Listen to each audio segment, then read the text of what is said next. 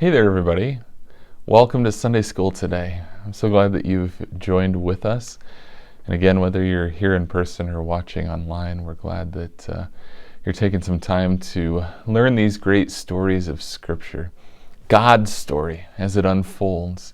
And today we get to hear another great story about God keeping His promises and being faithful, which is something that God is known for and something that we can trust in because it gives us great confidence in the fact that God does, in fact, keep His promises.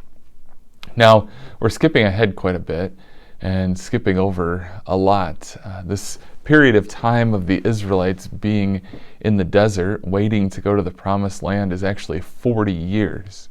It's a long time, isn't it? But just in the last couple of weeks, we've crossed the Jordan River, we've received the Ten Commandments, and now the Israelites are going to be going into the promised land. So I want you to know that there's more things that happen, but for the sake of Sunday school, it gets condensed down to just the key stories. But maybe you could take some time with your mom or dad or grandma or grandpa or somebody to read more of the stories around here, because God's faithfulness is actually quite remarkable if we consider how the Israelites acted while they were in the desert. They did a lot of complaining. They did a lot of not trusting in God. And God would have been very much within His rights. Nobody would have thought it was weird if He would have just said, well, fine, I'm done with you. Forget about you guys, I'm leaving.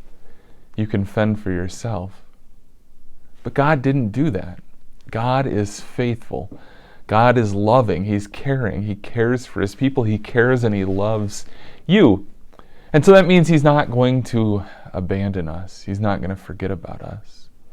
And so God is with His people throughout this whole time that they're in the wilderness, this whole time that they're marching through the desert, camping in the desert, living in this desert between the Red Sea and the land that God had promised to them. And throughout this time of being with Him, He's forming them and shaping them and teaching them what it means to be His people. And then finally the time comes. He's ready to lead them into the promised land, the land that He had promised way back to even Abraham. Now, in order for them to do that, they have to go and they have to look at the promised land, and they're going to have to cross another river, the Jordan River. And it makes them think back to that time when they crossed the Red Sea. And God does it.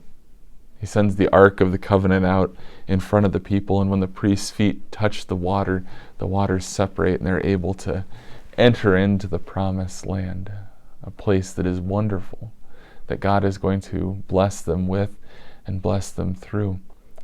And they do it all through a new leader, Joshua.